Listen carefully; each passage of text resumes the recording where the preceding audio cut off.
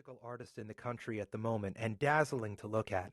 She was 19 years old and had had a meteoric rise in the last 2 years due to her consistent hits. Her recent Grammy was the icing on the cake, and Sarah was grateful she was still willing to do their benefit for free. Her greatest fear had been that Melanie would cancel at the last minute. With a donated performance, a lot of stars and singers dropped out hours before they were expected to show up. But Melanie's agent had sworn she would be there. It was promising to be an exciting evening, and the press were covering the event in force. The committee had even managed to corral a few stars to fly up from LA and attend, and all the local socialites had bought tickets. For the past 2 years, it had been the most important and productive benefit in San Francisco, and, everyone said, the most fun to attend. Sarah had started the benefit as a result of her own experience with the neonatal unit, which had saved her daughter, Molly, 3 years ago, when she was born 3 months premature. She was Sarah's first baby. During the pregnancy, everything seemed fine. Sarah looked and felt fabulous, and at 32, she assumed she wouldn't have any problems, until she went into labor one rainy night, and they couldn't stop it. Molly was born the next day and spent 2 months in an incubator in the neonatal ICU, with Sarah and her husband Seth standing by. Sarah had been at the hospital day and night, and they had saved Molly with no ill effects or resulting damage. She was now a happy, bouncy 3-year-old, ready to start preschool in the fall. Sarah's second baby, Oliver, Ollie, had been born the previous summer without any problems. He was a delicious, chubby, gurgling 9-month-old now. Her children were the joy of Sarah's existence and her husband's. She was a full-time mom, and her only other serious activity was putting on this benefit every year. It took a monumental amount of work and organization, which she was good at. Sarah and Seth had met at Stanford Business School 6 years before, which had brought them both out from New York. They married as soon as they graduated and stayed on in San Francisco. Seth had gotten a job in Silicon Valley, and just after Molly's birth, he had started his own hedge fund. Sarah had decided not to join the workforce.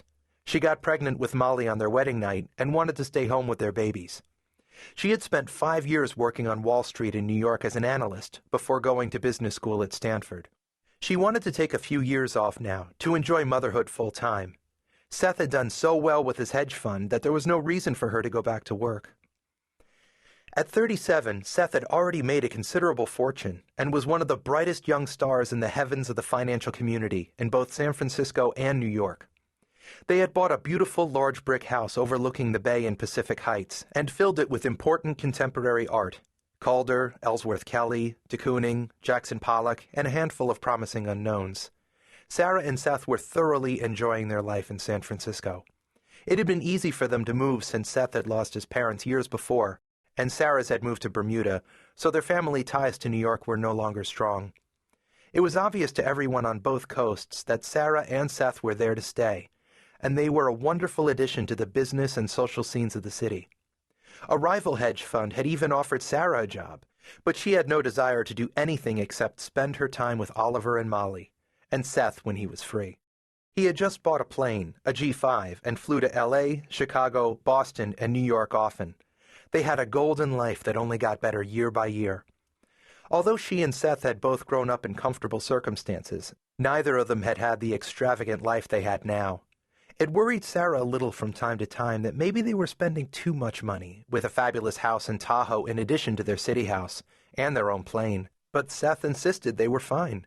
He said that the kind of money he was making was meant to be enjoyed, and there was no question that he did. Seth drove a Ferrari, and Sarah a Mercedes station wagon that was perfect for her with 2 kids, although she had an eye on the Range Rover that was going to be auctioned off that night. She had told Seth that she thought it was really cute, and most of all, it was for a good cause, one they both really cared about. After all, the neonatal unit had saved Molly's life.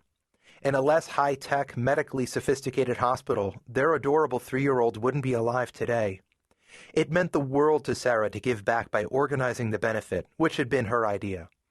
The committee turned an enormous profit over to them after the evening's expenses were paid.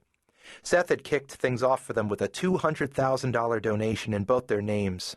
Sarah was very proud of him. She always had been and still was. He was the star of her heavens, and even after 4 years of marriage and 2 children, they were very much in love. They were even thinking about trying for a 3rd baby.